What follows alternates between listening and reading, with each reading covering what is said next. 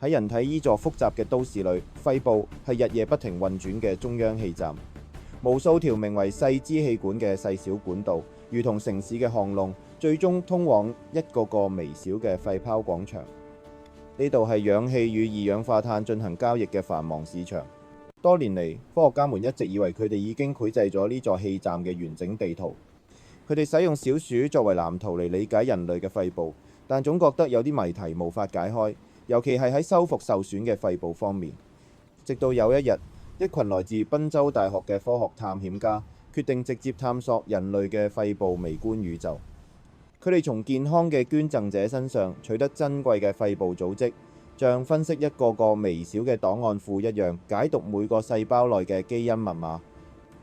就喺呢個時候，佢哋發現咗一個從未被記錄過嘅居民，我哋暫且稱佢為 RAS 修復師。呢位修復師隱居喺細小嘅氣道深處，即係剛剛講嘅細支氣管。佢身懷兩種絕技：一、守護者之績，佢會分泌一種神奇嘅保護液，塗抹喺氣道牆壁上。呢層液體就似為細小嘅通道加上咗一層穩固嘅支架，防止佢哋喺呼吸時塌陷，確保空氣流通無阻，讓肺部保持喺最高效率。二、變形者之能，佢更似一位深藏不露嘅備用零件大師。當鄰近嘅肺泡廣場因生病或受傷而受損時，例如負責修復嘅第二型肺泡細胞累倒咗，呢位 RAS 修復師就會被喚醒。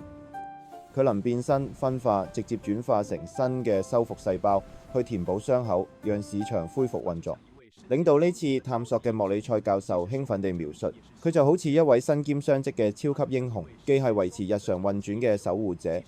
也係隨時準備變身救災嘅修復先鋒。然而，呢個發現也揭開咗一個黑暗嘅秘密。喺慢性阻塞性肺病 COPD， 一種由吸煙或者空氣污染引起嘅讓呼吸變得無比艱難嘅疾病中，呢位修復師可能遭遇咗不測。科學家們推測，當有害嘅煙霧不斷入侵肺部呢座城市時， RAS 修復師會奮不顧身地衝上前線進行修復。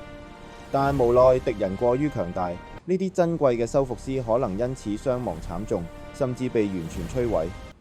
失去咗佢哋，肺部就失去咗關鍵嘅自我修復能力，損傷不斷累積，最終導致咗 COPD 嘅發生。目前，醫生對抗 COPD 嘅方式主要係用消炎藥或氧氣療法嚟安撫混亂嘅城市，但無法重建嗰啲已被摧毀嘅建築。